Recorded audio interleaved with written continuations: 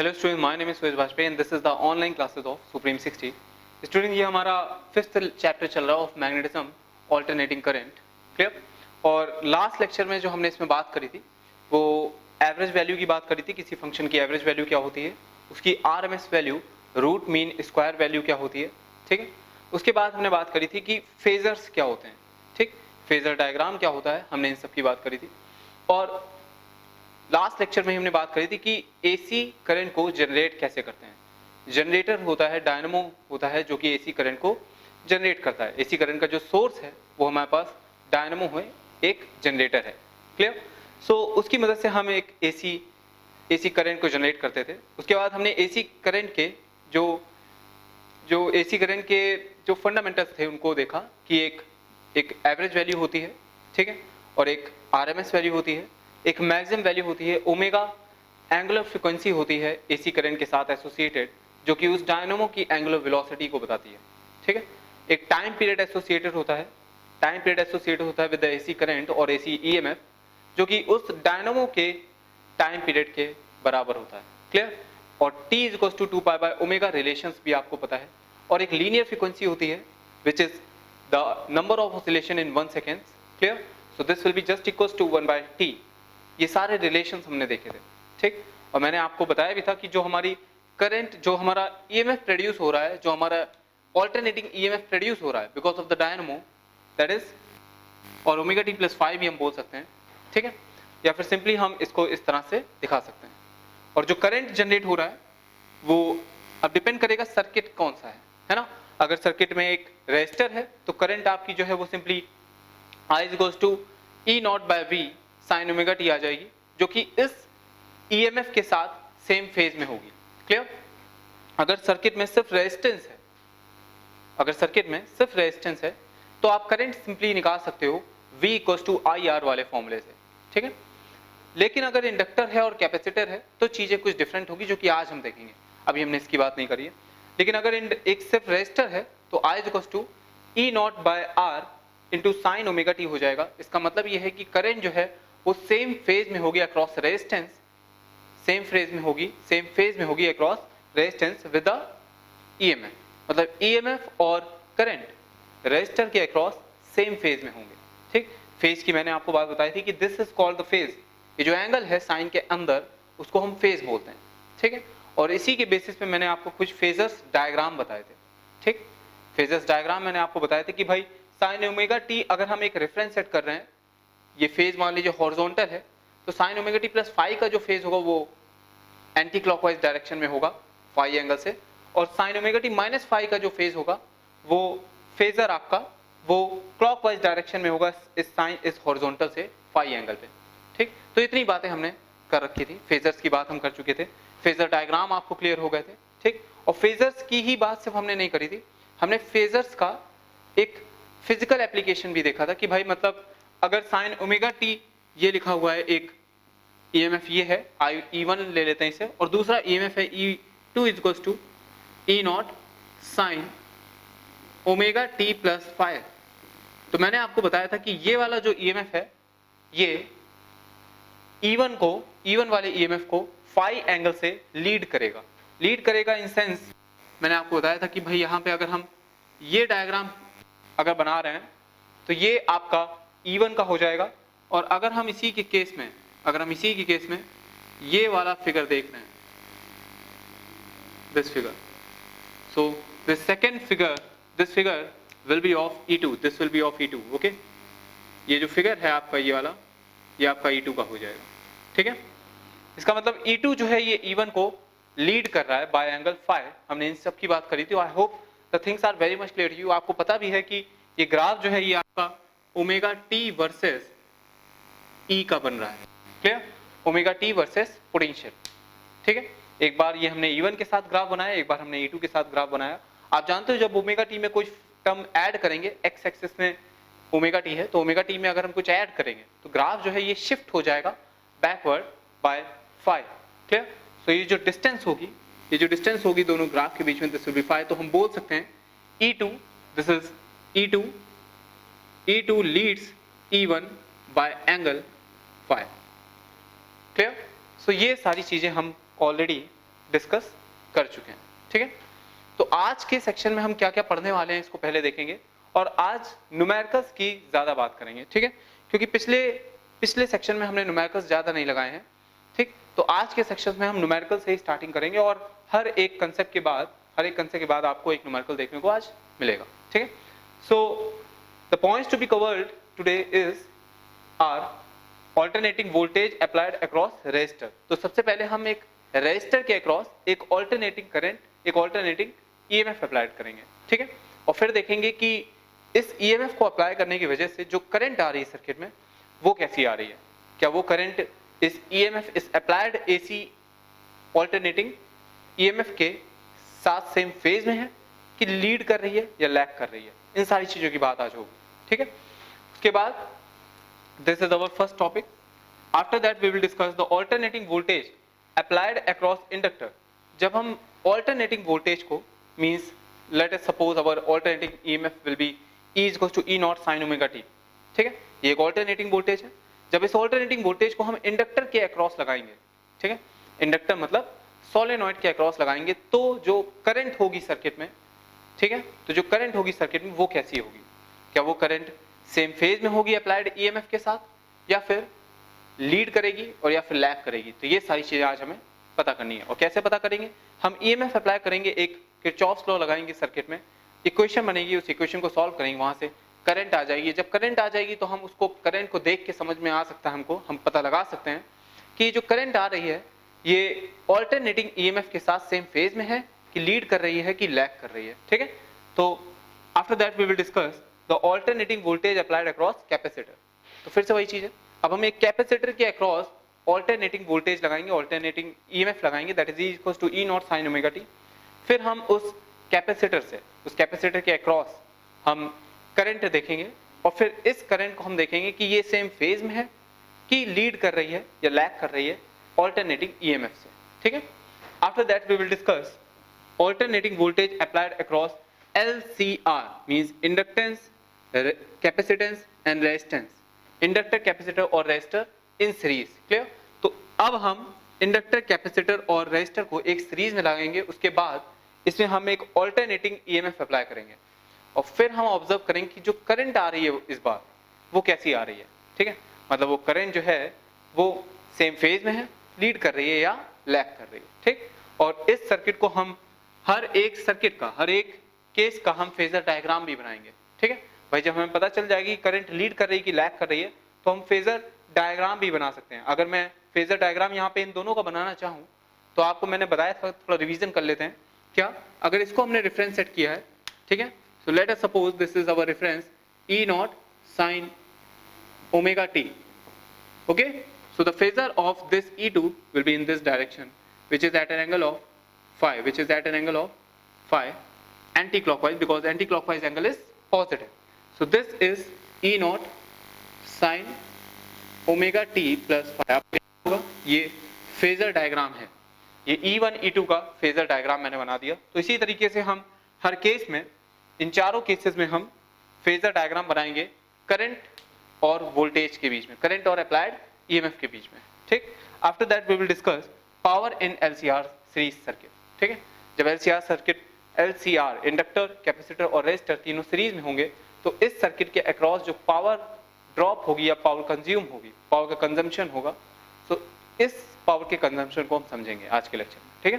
So these are the points that we have to cover today, clear. So note down and then let us proceed. So student, here are two questions based on the alternating current, ठीक है।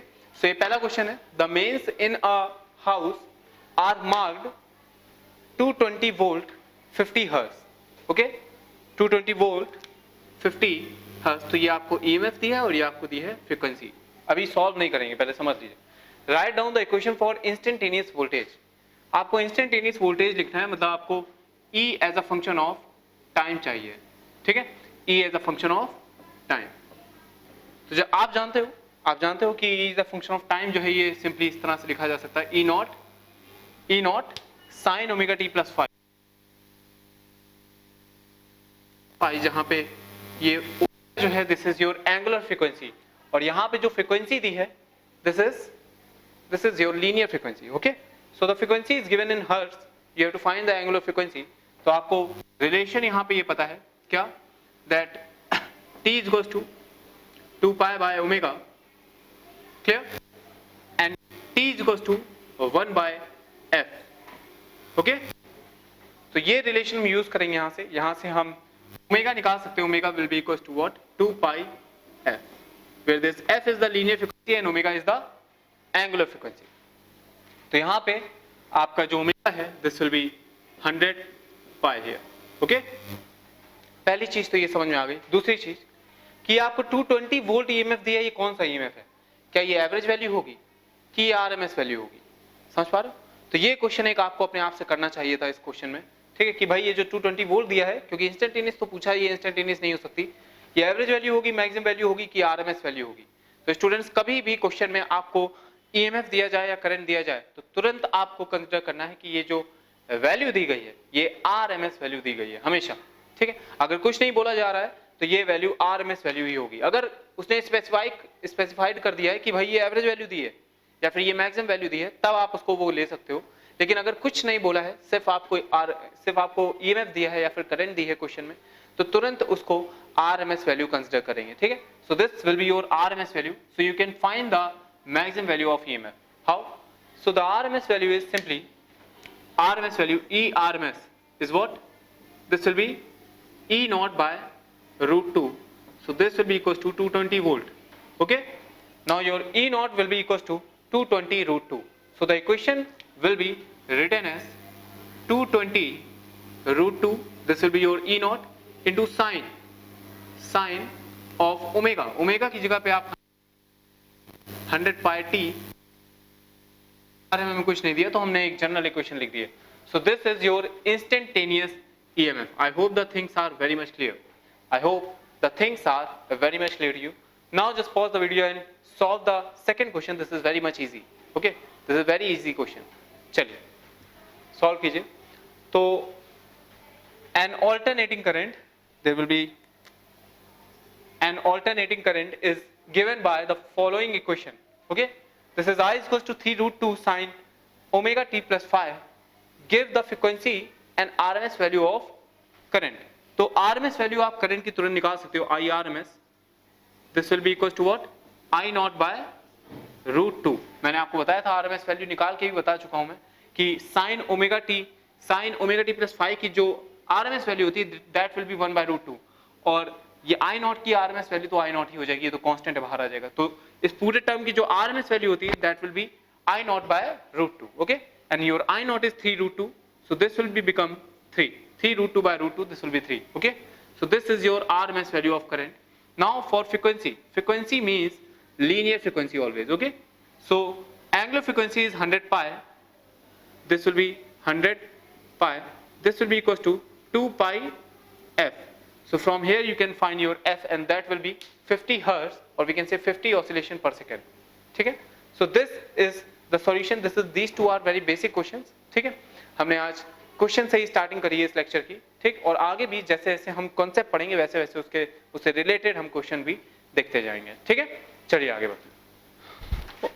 चलिए students, अब बात करते हैं हम AC circuit की, ठीक है। तो एसी सर्किट में, लेकिन सबसे पहले हम एक सिंपल सर्किट देखेंगे जिसमें सिर्फ एक रेजिस्टेंस लगाओ, ठीक है।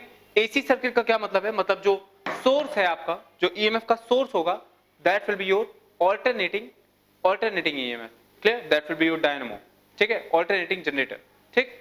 तो जो एसी सर्किट है इसका मतलब सिर्फ इतना है कि जो सोर्स होगा वो आपका ऑल्टरनेटिंग ईएमएफ का एक जनरेटर होगा, या फिर कह सकते हैं हम डायनामो होगा, ठीक है। तो जो हम ईएमएफ अप्लाई कर रहे हैं ये आप देख सकते हैं, The applied EMF is equals to E naught sin omega t, ठीक है।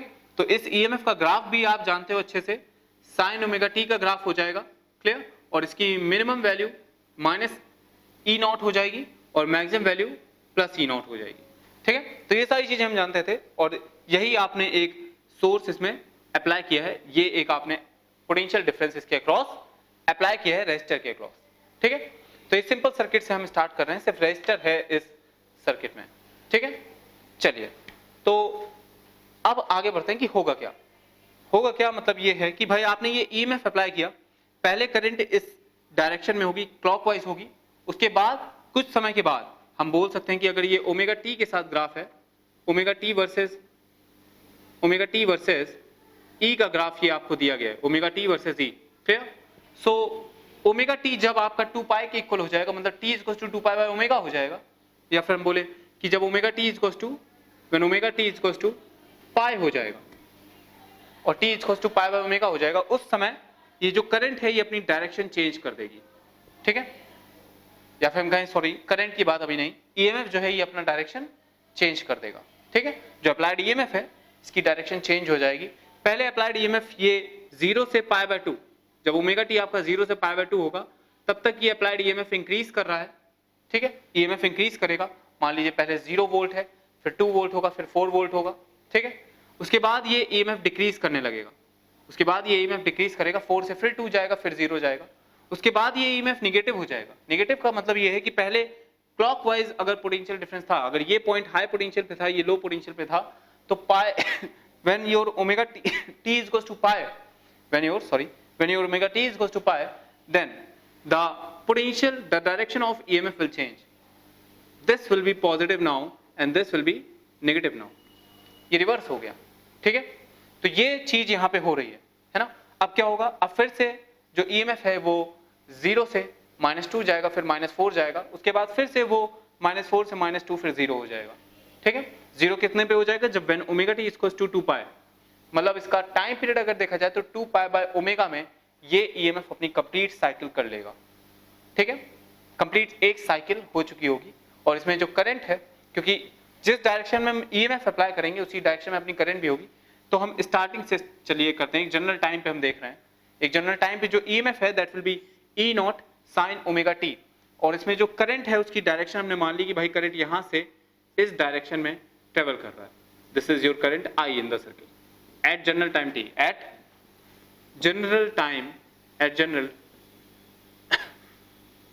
टाइम टी की हम बात कर रहे हैं, ठीक है? इस जनरल टाइम टी पे जो करंट है वो आई है और EMF E is equal to E not sine omega t है, क्लियर? अब हम इसमें किरचॉफ्स लॉ अप्लाई करेंगे।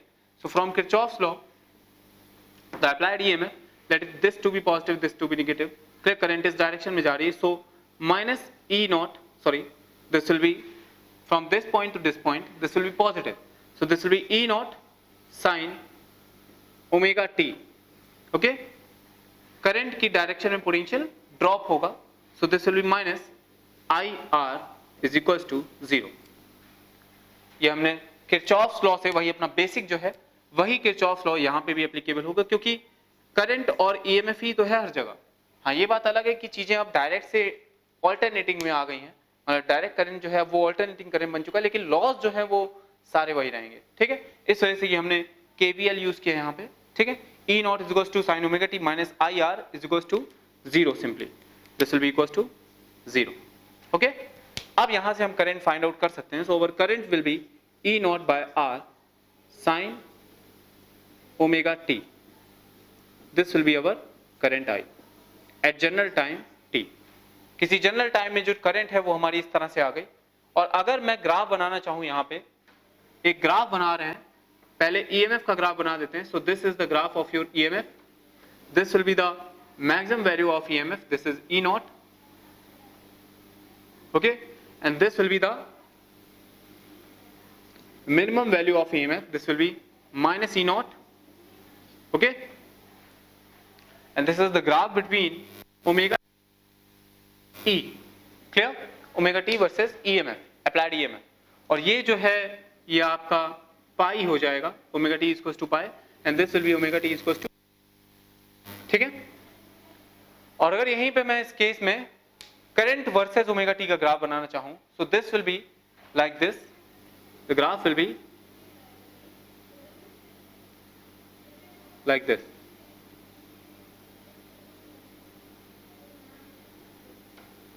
आई hope the things are very much clear. और इसकी जो मैक्सिमम वैल्यू होगी, this will be I naught, this will be minus I naught, and this will be I naught here, this will be I naught here, where I not is simply E not by are, where I not is simply E not by R, this can be written as I nought sine omega T, okay students? So I hope the things are very much clear. आप देख रहे हो, आप देख सकते हो यहाँ से कि करंट, इस एक्सप्रेशन से आप देख सकते हो, इन दोनों एक्सप्रेशन से, this is your expression 1 and this is your expression 2। यहां से आप देख सकते हो कि करंट और ईएमएफ जो है ये दोनों सेम फेज में है। इनका फेज देखिए, ये दोनों की दोनों सेम फेज में है। इसका क्या मतलब है? इसका मतलब ये है कि जैसे ही आप ईएमएफ में कोई चेंज, जो चेंज ईएमएफ में हो रहा है वही चेंज उसी टाइम में करंट में भी होगा। क्लियर? मतलब जिस टाइम में ईएमएफ 0 होगा उसी टाइम में करंट भी 0 हो जाएगा। ठीक है? कोई इन दोनों में से कोई किसी को लीड नहीं कर रहा है, कोई किसी को लैग नहीं कर रहा है। ठीक है? तो ये चीज नोट कर। हाँ भाई, तो इन दोनों में कोई किसी को लीड नहीं कर रहा है, कोई किसी को लैग नहीं कर रहा है, दोनों के दोनों सेम फेज में है। सेम फेज में है इसका मतलब एक साथ 0 होंगे, एक साथ स्टार्ट होंगे। क्लियर? एक साथ ये दोनों अपनी मैक्सिमम वैल्यू पे पहुंचेंगे। हाँ, ये बात अलग है कि इसकी मैक्सिमम वैल्यू जो होगी करंट की, वो पोटेंशियल के जो अप्लाइड वोल्टेज है उसकी मैक्सिमम वैल्यू से कम होगी if R is greater than 1। Condition है यहाँ पे R is greater than 1 in this case. Okay, तो उस केस में जो I नॉट है वो आपका E नॉट से छोटा हो जाएगा। ठीक है? Because if the numerator is greater than 1, if the denominator is greater than 1, then the value will decrease. Okay, so this is the case my friends. So यहाँ पे इस केस में ये आपका जो है ये डायग्राम आया है। अगर मैं आपसे बोलूं कि फेजर डायग्राम बना दो, इसका फेजर डायग्राम बनाओ, तो क्या आप बना पाओगे? फेजर डायग्राम आप बना सकते हो? देखिए, सपोज फेजर डायग्राम अब हम बनाते हैं। तो पहली चीज हमने क्या करी? सबसे पहली चीज हमने सर्किट दिखाया आपको। दूसरी चीज मैंने क्या करी? मैंने करंट निकाली। तीसरी चीज मैंने करंट और ईएमएफ का आपको ग्राफ बना के दिखाया ओमेगा टी के रिस्पेक्ट में। ठीक है? चौथी चीज मैं करने जा रहा हूं कि मैं इस सर्किट का, इस ये जो आपके करंट और ईएमएफ आए हैं, ईएमएफ और करंट है, इसके बीच में फेजर डायग्राम बनाने जा रहा हूं। ठीक है?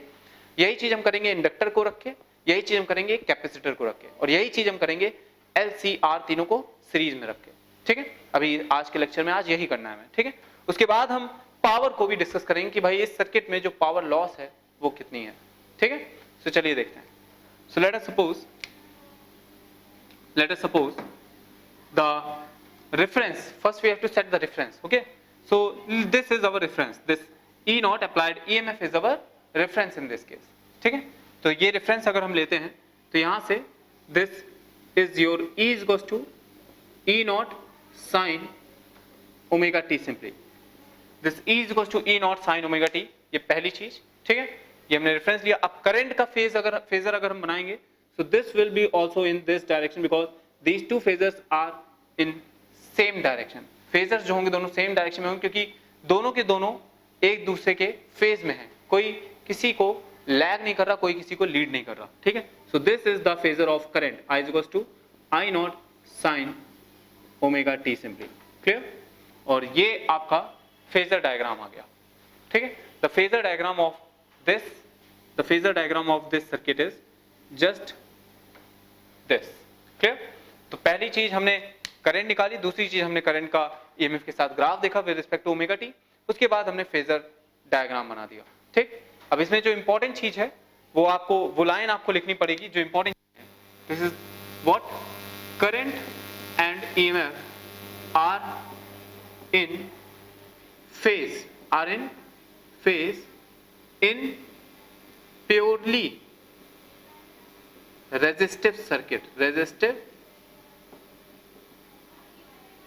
मतलब अगर सर्किट में सिर्फ और सिर्फ रेजिस्टेंस हो, ना इंडक्टर हो ना कैपेसिटर हो, तो उस केस में जो करंट और ईएमएफ हैं वो दोनों सेम फेज में होंगे। मतलब दोनों एक साथ अपने मैक्सिमम वैल्यू को एक्वायर करेंगे, दोनों एक साथ अपनी वैल्यू को 0 करेंगे। ठीक है? सो ये सारी चीजें बहुत इंपॉर्टेंट है, ये लाइन बहुत इंपॉर्टेंट थी। Now let us discuss about the power loss. Okay, so power loss आप अच्छे से जानते हो अक्रॉस रेजिस्टेंस कितनी होती है। Power loss across resistance simply is what? Power loss is can be written as I square R, or we can say VI also. VI, let it to be VI. So this will be EI. E is what? E naught sin omega t, sin omega t into I naught sin omega t. आप I naught की value भी रख सकते हो E naught by R, वो भी सही है। ठीक है? आप देख लो कि यहाँ पे जो पावर है ये sign omega T into sine omega T mean sine square omega T आएगी, ठीक है। Mean this power is also the function of time. ये पावर भी आपकी जो पावर लॉस है ये भी टाइम का फंक्शन है, क्लियर। और sign square omega T types, ये पावर नेगेटिव नहीं होगी। नेगेटिव पावर का कोई मतलब नहीं है एक्चुअली, ठीक है। पावर भाई लॉस हो रही होगी तो उसकी डायरेक्शन एक फिक्स है। रेजिस्टेंस में चाहे करंट इस लेफ्ट से राइट में जाए चाहे राइट से लेफ्ट में आए, पावर तो लॉस होनी है, ठीक है। जो हीट जनरेशन होगा वो तो उतना ही होगा, ठीक। तो इस वजह से यहाँ पे जो पावर आ रही है आप देख रहे हो, this will be E nought square by R into sine square omega T. अभी पहले तो हम जनरल पावर लॉस को डिस्कस कर रहे हैं, उसके बाद हम मतलब सर्किट के साथ साथ पावर लॉस को हम डिस्कस तो कर रहे हैं, लेकिन when we will talk about LCR circuit, after that we will talk about power loss in LCR circuit. तो वहां पे एक जनरलाइज्ड रिजल्ट आएगा जो हमें याद रखना होगा, जो कि हम हर केस में लगा सकते हैं, ठीक है। तो अभी आपको ये रिजल्ट याद रखना है, this is your power loss, ठीक है। दूसरी चीज, क्योंकि ये पावर लॉस आपका टाइम डिपेंडेंट है तो हमें एवरेज पावर लॉस निकालना होगा। क्या निकालना होगा? We have to find the average power loss and this can be find by the average of this. हमें एवरेज पावर निकालनी होगी कि एवरेज पावर कितनी लॉस हो रही है। So the average power loss is you can find by yourself. आप खुद निकालिए एवरेज पावर लॉस, क्योंकि कुछ नहीं करना है, ये तो कांस्टेंट है ई नॉट स्क्वायर बाय आर, इसको एज इट इज लिखा रहने देंगे। ई नॉट स्क्वायर बाय आर को हम एज इट इज लिखा रहने देंगे, ठीक है। या फिर इसको हम ई नॉट इंटू आई नॉट भी लिख सकते हैं, कोई दिक्कत नहीं है। साइन स्क्वायर ओमेगा टी जो है इसकी एवरेज वैल्यू आपको निकालनी है। ये आप निकाल के तुरंत बताओ, just pause the video and find this, clear.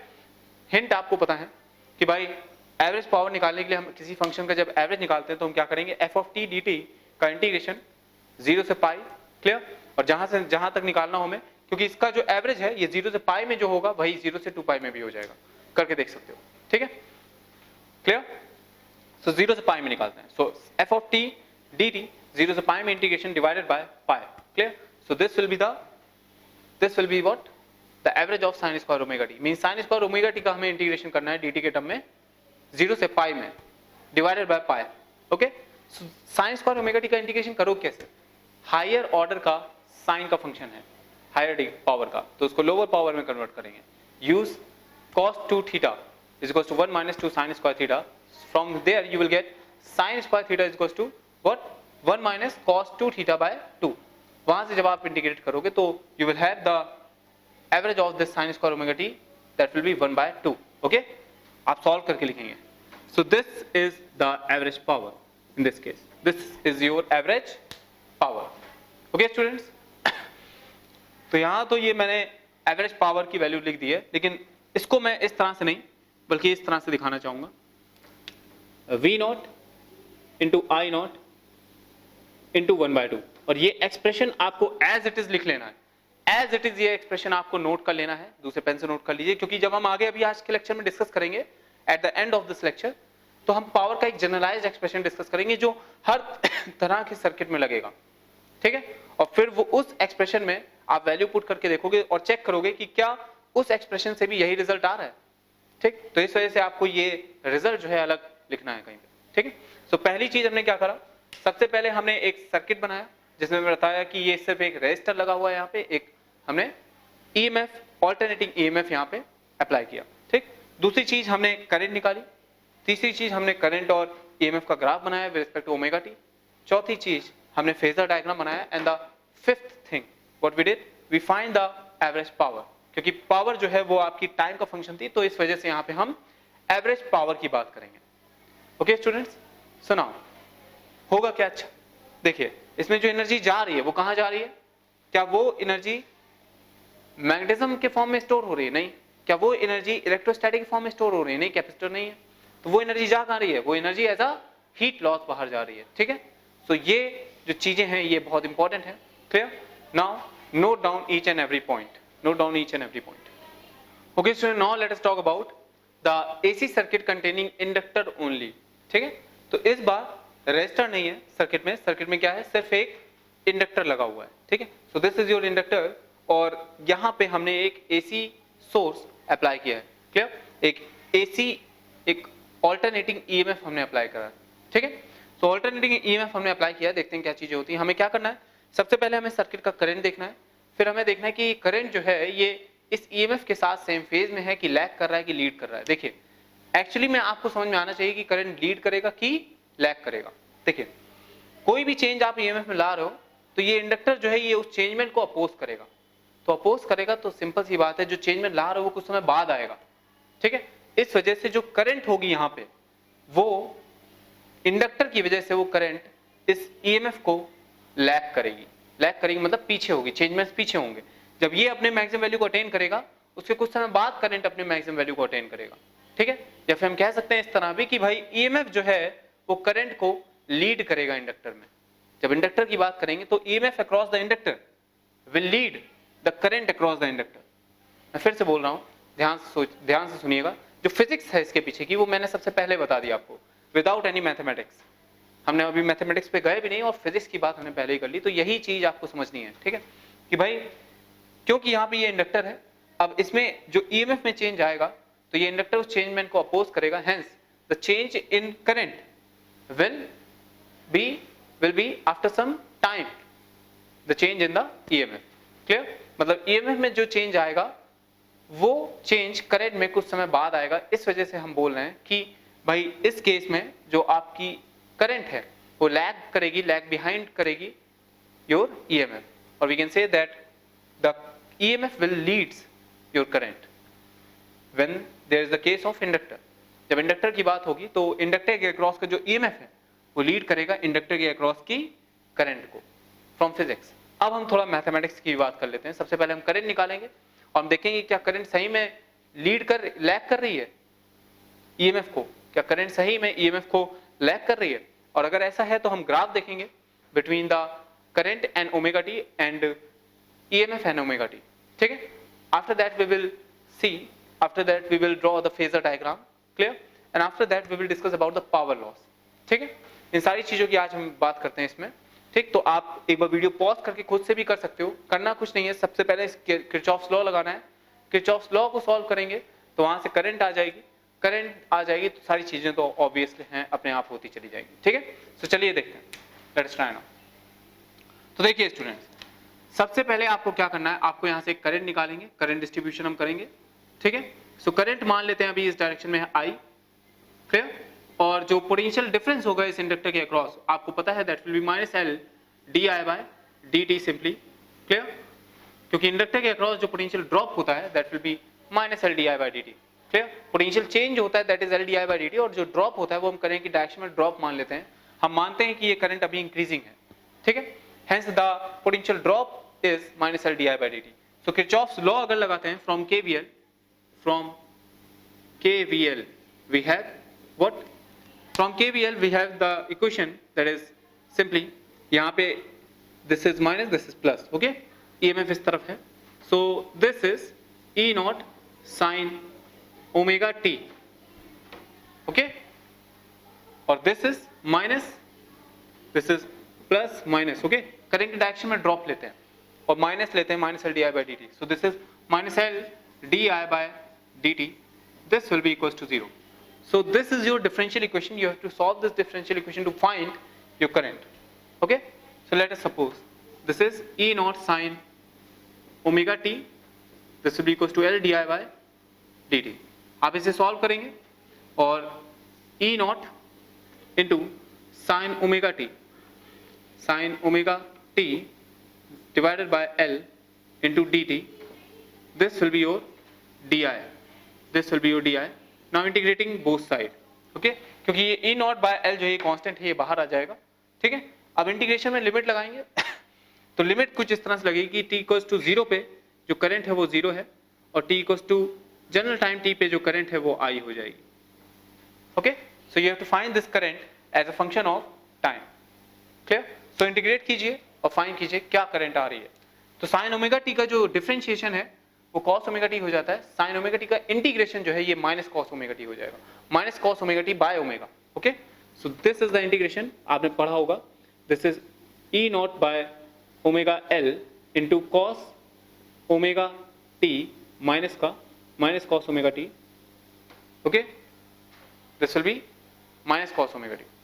So this is what simply, अभी हम लिमिट नहीं लगाएंगे, लिमिट अभी रोक दीजिए, ठीक है। पहले हम सिंपल एक एक्सप्रेशन निकाल देते हैं, फिर उसके बाद कांस्टेंट के टर्म में हम करेंगे आंसर, ठीक है। So this will be minus cos omega T and this is D I, so this will be your I, okay. So I hope the things are very much clear. हमने दोनों side integrate किया है, constant आएगा, ठीक है, वो constant आपका zero हो जाएगा, ठीक, वो कांस्टेंट आपका ऑटोमेटिकली जीरो हो जाएगा। So this is your E not by omega L minus cos omega T is equals to I simply, ठीक है। इसमें आप इसके बाद अब आपको ये वैल्यू को ऑब्जर्व करना है, इस वैल्यू को आपको ऑब्जर्व करना है कि एक्चुअली में लिखा क्या है, ठीक है। हमें इस वैल्यू को, इस E is equals to E not sine omega T को और इस वैल्यू को कंपेयर करना होगा, ठीक है। तभी तो हम बता पाएंगे कि करंट फेज में है कि लैग कर रही है कि लीड कर रही है ना। अभी तो हम नहीं बता सकते ना कि ये जो करंट है ये लैग कर रही है कि लीड कर रही है, क्योंकि अगर बताना था तो यहाँ पे साइन ओमेगा टी होना चाहिए था, ठीक है, तभी तो बता पाएंगे। Sign omega T plus 5 times होगा तो इसका मतलब लीड करेगी, sign omega T minus 5 times होगा तो इसका मतलब लैग्स करेगी करंट, ठीक है। तो देखते हैं क्या आएगा। तो देखिए, आप ये जानते हो sine pi by 2 minus omega T will be equals to cos omega T, आप ये रिलेशन यूज करेंगे, ठीक है। तो अगर मैं बता रहा हूं यहां पे माइनस कॉस ओमेगा टी है तो माइनस कॉस ओमेगा टी, तो यहां पे माइनस लग जाएगा और ये माइनस साइन के अंदर चला जाएगा, मतलब हम लिख सकते हैं that sine omega T minus pi by 2 that will be equals to what, minus of cos omega T. ध्यान रखिए कॉस के अंदर माइनस नहीं जाता है, ठीक है। Cos of minus theta is equals to cos theta, cos के अंदर अगर माइनस है तो वो उसे एब्जॉर्ब कर लेता है, ठीक है। So this is sine omega T minus pi by 2, this will be equals to minus cos omega T, clear. So we can write it here, so this current will be equals to what, E nought divided by omega L, E naught divided by omega L into sine of omega t minus pi by 2. I hope the things are very much clear. Sine omega t minus pi by 2. So this is your expression. This is your expression. Clear? This is your expression of current. Now you can compare. Now you can compare your current and your EMF. Now you can compare your current and EMF. ठीक है? अच्छा, यहाँ पे एक चीज यहाँ पे note करने वाली है कि जिस तरह से जब हमने रेजिस्टेंस वाला सर्किट पढ़ा था तो वहां पे साइन ओमेगा टी फॉर्मूला आया था, उसके बाहर जो है क्या आया था, ई नॉट बाय आर आया था। अपने आप कॉपी को टर्न करके देखिए, जब हम रेजिस्टेंस वाले सर्किट को डिस्कस कर रहे थे तो वहां पे ई नॉट बाय आर आया था, जिसको हमने आई नॉट बोल दिया था, और यहाँ पे ई नॉट बाय ओमेगा एल आ रहा है, ठीक है, जिसको हम आई नॉट बोल देंगे, ठीक है। So our expression will become simply, the expression is I is equals to I nought sin omega t minus pi by 2, omega t minus pi by 2, where this I naught is simply what, I naught is simply E naught by omega L, or we can say this is simply E naught by XL, where this XL is what, XL is equals to omega L, which is known as the reactance, the inductive reactance of the circuit. What is it? The inductive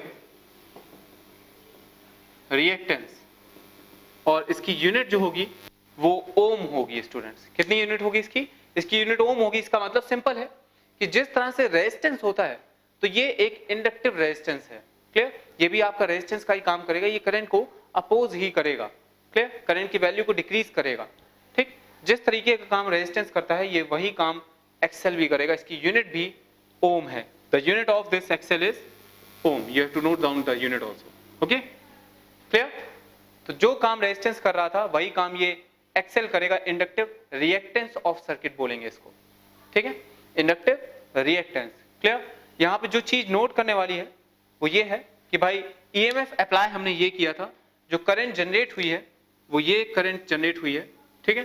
तो आप compare कर सकते हो इन दोनों के phases को, ठीक है। यहाँ पे जो करंट है ये ओमेगा टी है, जो ईएमएफ अप्लाई है इसका फेज ओमेगा टी है, जो करंट आ रही है उसका phase omega T minus pi by 2 है। मैंने आपको स्टार्टिंग में ही फिजिक्स से ही बताया था कि भाई करंट में जो चेंजमेंट है वो ईएमएफ में जो चेंजमेंट है उसके कुछ समय बाद आएगा, ठीक है। मतलब करंट जो है वो लैग करेगी। The current in the inductive circuit will lags behind the EMF of the circuit, ठीक है। जो करंट है इंडक्टर में वो इंडक्टर में जो ईएमएफ अप्लाई किया गया है उसको लैग करेगी, ठीक है, लैग करेगी इन सेंस, या फिर हम ये भी बोल सकते हैं कि जो ईएमएफ के जो इंडक्टर के अक्रॉस ईएमएफ है, जो इंडक्टर के अक्रॉस अप्लाइड ईएमएफ है वो इस करंट को, इसके अक्रॉस की करंट को लीड करेगा बाय पाई बाय टू, ठीक है। आप देख सकते हो यहां से कि भाई करंट पाई बाय टू से लैग कर रही है, या फिर ये भी बोल सकते हैं कि ईएमएफ जो है ये पाई बाय टू से लीड कर रहा है, ठीक है। इसका मतलब ये है अगर हम ग्राफ बनाएं, draw the graph between E and omega t, so this will be simply this, because this is our applied EMF which is equals to E is equals to E naught sin omega t, clear। लेकिन students, लेकिन अगर हम current का graph बनाएं, ठीक है, तो आप जानते हो कि करंट में जो चेंज आएगा वो कुछ समय बाद आएगा। कुछ समय बाद का क्या मतलब है कि जब ईएमएफ जीरो होगा तो उसके पाई बाय टू, जब ईएमएफ जीरो होगा तो उसके पाई बाय टू के बाद आपका करंट जीरो होगा, क्योंकि करंट जो है ये लैग कर रहा है, लैग कर रहा है। इसका मतलब जो चेंजमेंट इसमें आ रहा है, ठीक है, ईएमएफ में, वो चेंजमेंट पाई बाय टू के बाद आएगा करंट में। पाई बाय टू टाइम मैं नहीं बोल रहा हूं, ओमेगा टी की वैल्यू जब पाई बाय टू होगी उतने समय बाद, उतनी देर बाद आएगा, means T is equal to pi by two omega के बाद इसमें वो चेंजमेंट देखने को मिलेगा, ठीक है। इसका मतलब जो करंट होगी वो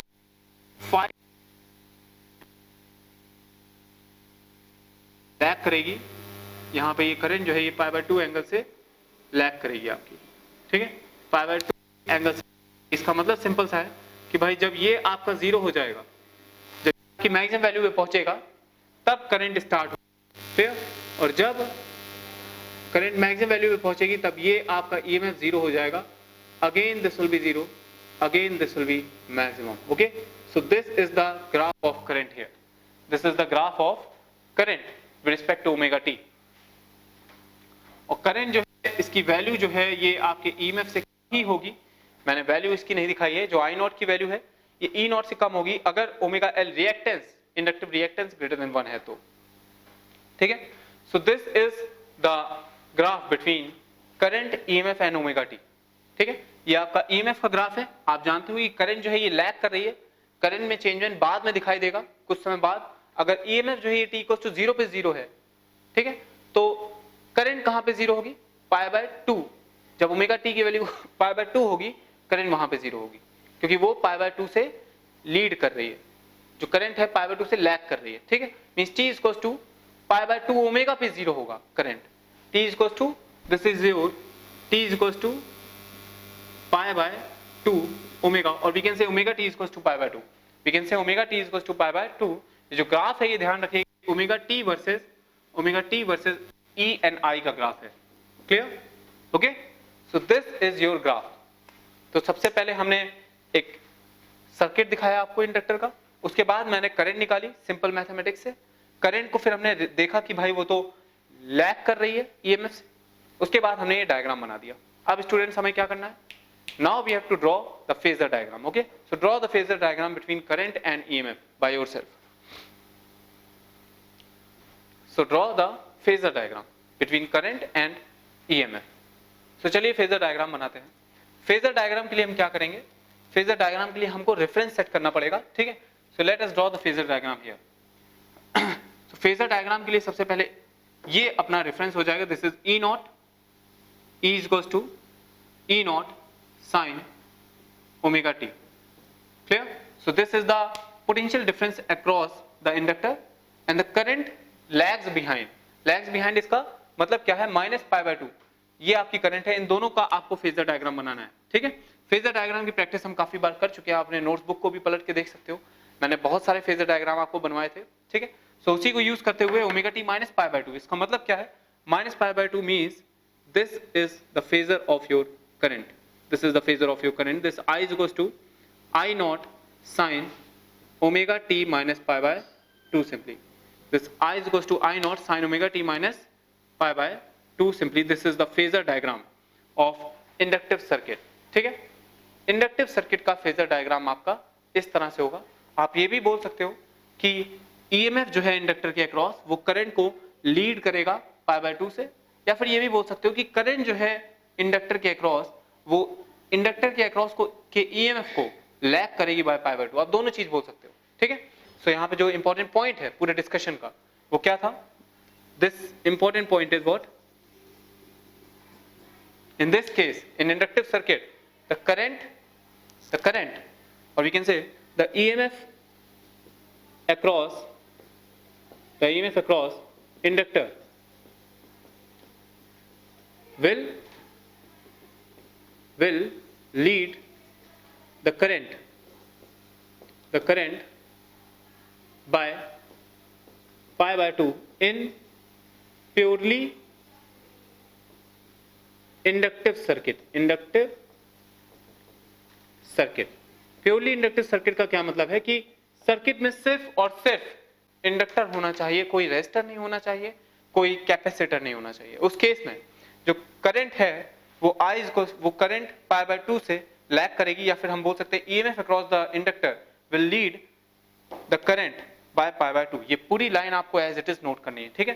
सो this is the case of your inductive circuit, ठीक। Now let us discuss about the capacitative circuit. Capacitor का सर्किट देखते हैं। कैपेसिटर के सर्किट को डिस्कस करने से पहले एक चीज छूट रही है, क्योंकि मैंने 5 पॉइंट्स बताए थे।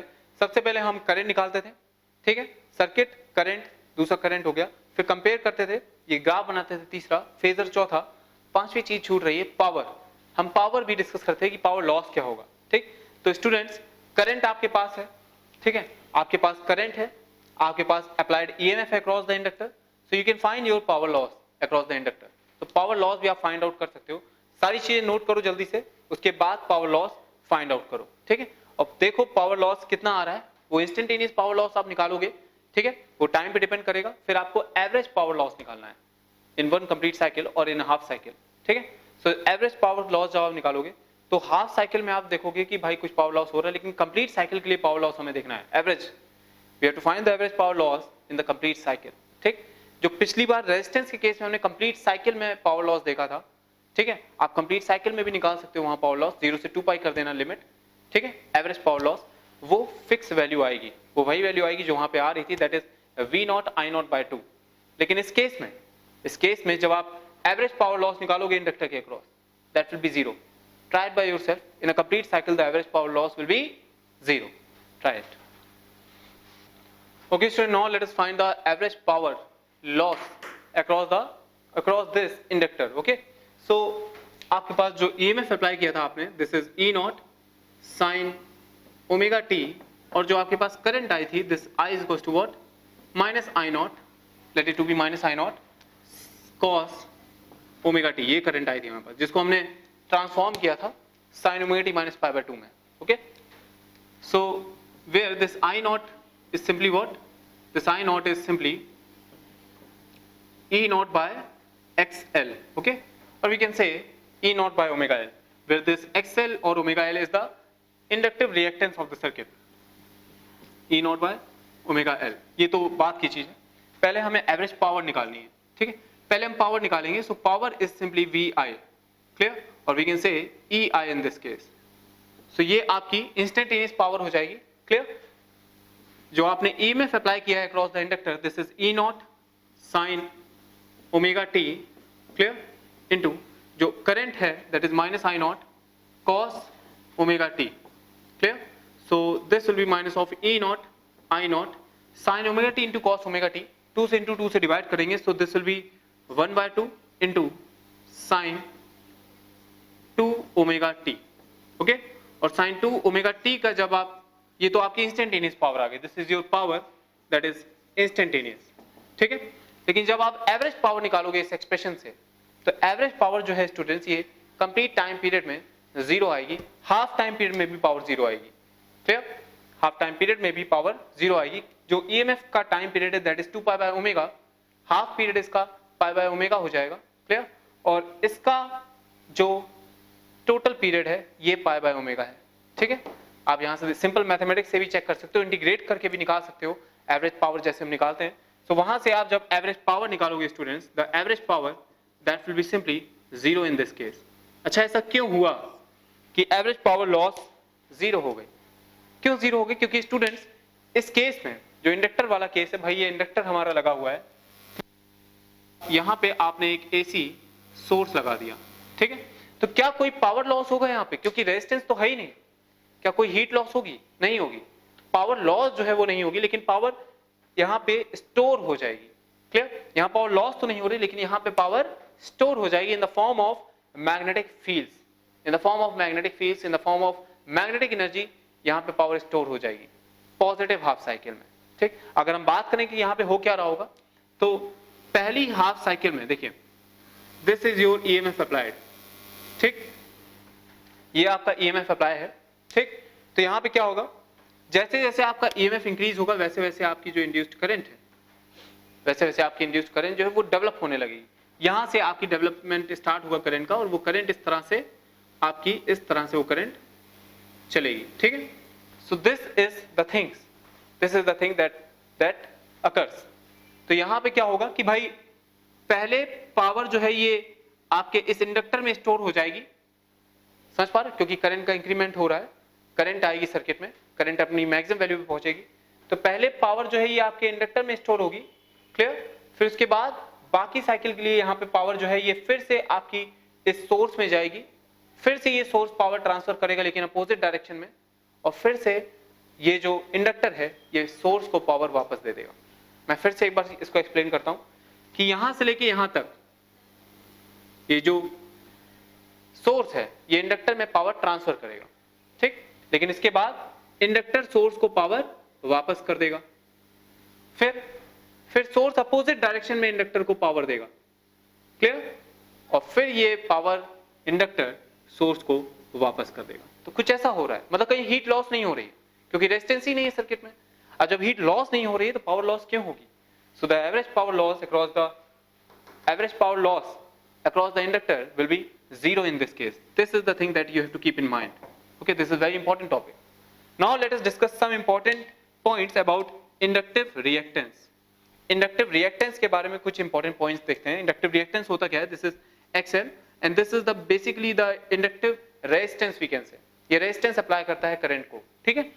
तो यहाँ से जो I नॉट है ये आपका E not by omega L आ जाता है। This is omega L is reactance, ठीक है? तो देखिए ये जो रिएक्टेंस है ये आपके इस ओमेगा पे डिपेंड कर रहा है और इंडक्टेंस पे डिपेंड कर रहा है। ओमेगा क्या है? वो फ्रीक्वेंसी एंगुलर फ्रीक्वेंसी जिससे आपका जो डायनामो है, जो सोर्स है, वो रोटेशन में है, ठीक है। तो यहाँ पे एक इंपॉर्टेंट पॉइंट है फॉर डीसी सर्किट्स। अच्छा, डीसी सर्किट्स क्या होंगे? जिसमें जो करंट है, जो ईएमएफ है, वो डीसी होगा, डायरेक्ट होगा, मींस नॉन वेरिएबल होगा, ठीक है, उसकी डायरेक्शन नहीं चेंज हो रही होगी।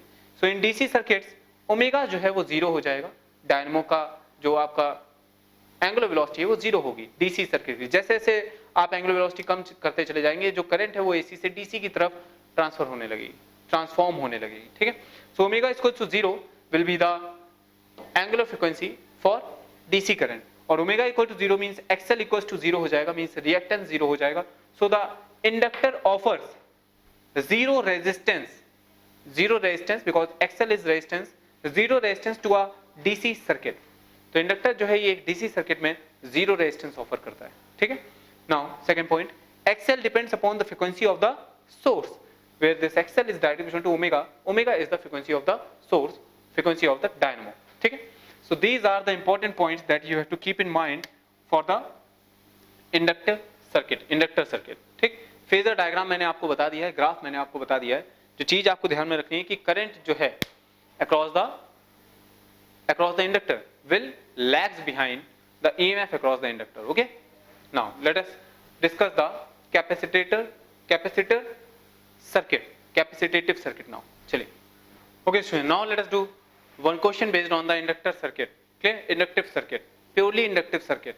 So a pure inductance of 1 Henry, pure का मतलब क्या है? कोई रेजिस्टेंस नहीं है इस इंडक्टर में, सिर्फ इंडक्टेंस है। So 1 Henry is connected across a 110 volt, you can say ERMS, the applied RMS voltage. Clear? जब कुछ भी ना दिया हो तो समझ जाना वो जो वैल्यू दी है वो RMS वैल्यू है, ठीक है। And omega frequency is 70 Hz. This is F, okay, of source. Find A reactance, B current, C peak value. So बहुत सिंपल क्वेश्चन है, अपने आप करो, वीडियो को पॉज करके 2 मिनट में इसको आप कर सकते हो, ठीक है। चलिए So I hope you have tried by yourself. Now you have to see the solution. Reactance का मतलब है इंडक्टिव सर्किट है तो रिएक्टेंस ओमेगा L हो जाएगा, दिस इज XL, क्लियर। और ओमेगा आपको निकालना पड़ेगा, omega is simply 2 pi F into L. So 2 pi simply 2 into pi into 70 into L is 1. So this will be 1 is your reactance. Okay? Inductive reactance. Current की अगर हम बात करें तो करंट की जो RMS वैल्यू है वो सिंपली VRMS से आ जाएगी, क्योंकि जो रिलेशन I नॉट में होता है V नॉट के साथ वही रिलेशन RMS वैल्यू में होगा VRMS के साथ, ठीक है। So I not is equals to V nought by XL, ठीक है।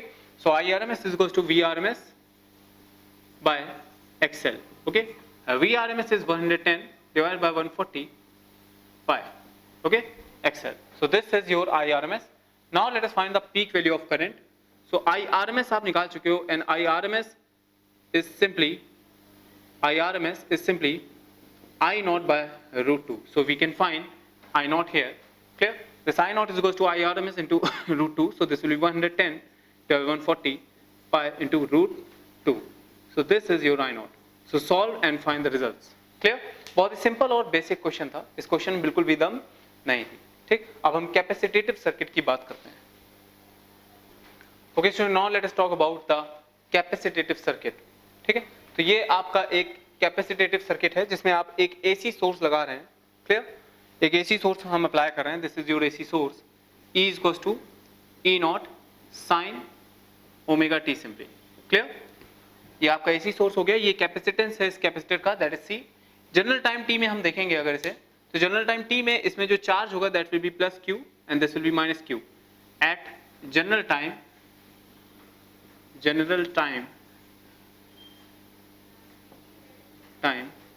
T, clear.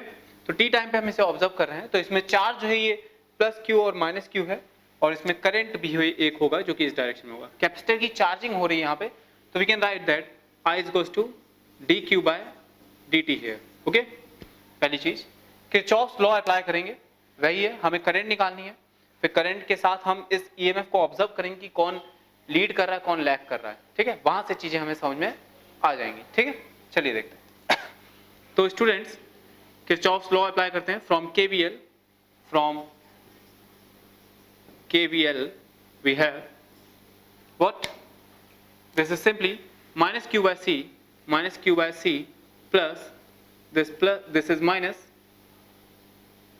and this is plus at T equals to general time T, ठीक है। So this is E naught sin omega T, this will be equals to 0, okay. So Q is equals to what, C E naught sin omega T, clear.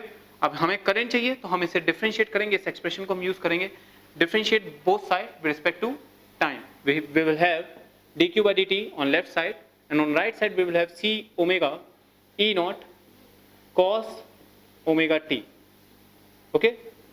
This is our complete expression of current. लेकिन अभी भी हम इस current को इस EMF से compare नहीं कर पाएंगे, क्योंकि हमें इस करंट को साइन ओमेगा टी के टर्म में कन्वर्ट करना पड़ेगा, तभी तो हम इसके फेज को कंपेयर कर पाएंगे।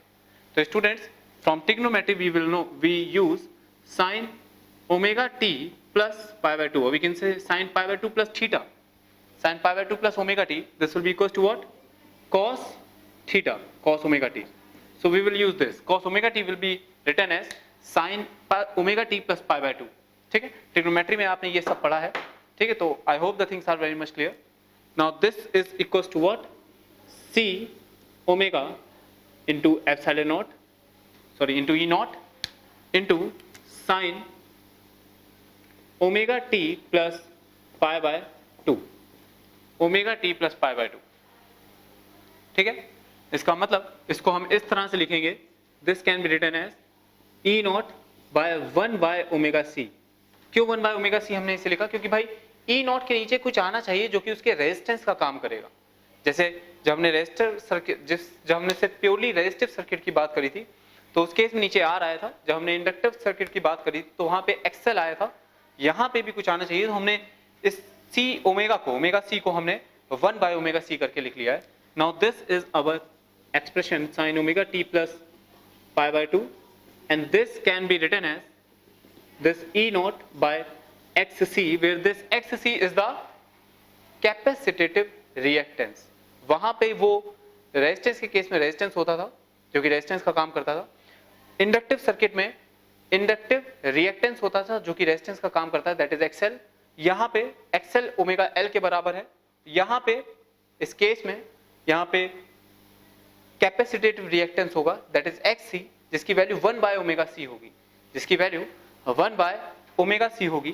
Clear? This XC is equals to 1 by omega c, and this is what? Capacitive reactance. This is capacitive reactance. Okay? और इसकी यूनिट भी ओम होगी. इसकी यूनिट भी ओम है. ये भी रेजिस्टेंस का ही काम कर रहा है. ठीक है?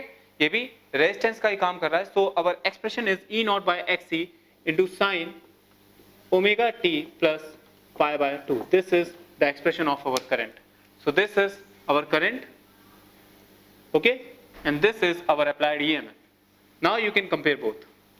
अब आप बता सकते हो कि कौन लीड कर रहा है, कौन लैग कर रहा है. तो इस केस में जस्ट उल्टा हो रहा है. इंडक्टर के केस में जो करंट होती थी ये लैग करती थी पाई बाय 2 से, लेकिन यहाँ पे करंट लीड करेगी पाई बाय 2 से. करंट लीड करेगी. करंट लीड करने का क्या मतलब है कि जो भी चेंजमेंट इसमें आ रहे हैं, जब ये अपनी मैक्सिमम, जब EMF अपनी मैक्सिमम वैल्यू को पहुंचेगा, उसके पाई बाय 2 पहले, पाई बाय 2 के एंगल के पहले ही करंट अपनी मैक्सिमम वैल्यू पे पहुंच चुका होगा. समझ पा रहे हो? मतलब अगर हम ग्राफ बनाते हैं, graph between E and omega t, if the graph between E and omega t will be like this, clear? Graph between E and omega t, then the graph between current and omega t will be shifted backward by pi by 2. This is shifted backward by pi by 2. Okay, so this is your graph of current in this case. So this is the graph of current in this case. आपकी green colour से जो show किया गया है ये आपके current का graph होगा. ठीक है? So this is your current. जब आप देख रहे हो कि यहाँ पे इस केस में जो आपका करंट है वो पाई बाय 2 से शिफ्ट कर चुका है, मतलब कितने टाइम पहले आ चुका है. Omega T is equals to pi by 2 से शिफ्टिंग हो रही है, मतलब T is equals to pi by 2 omega पे. ये जो पॉइंट है यहाँ पे टाइम कितना होगा, T is equals to pi by 2 omega पे करंट आपकी जीरो होगी. T is equals to pi by 2 omega पे करंट जीरो होगी अगर EMF टी इक्वल्स टू 0 पे 0 है तो. ठीक है? मतलब यहाँ पे करंट लीड कर रहा है, यहाँ करंट लीड कर रहा है. तो हमको बोलेंगे क्या, our statement is in purely जो इंपॉर्टेंट स्टेटमेंट मैं हर जगह लिखता हूं, important statement is that in purely capacitative circuit, black pen से मैं लिख रहा हूं इसे, circuit EMF in capacitor will lags behind the current,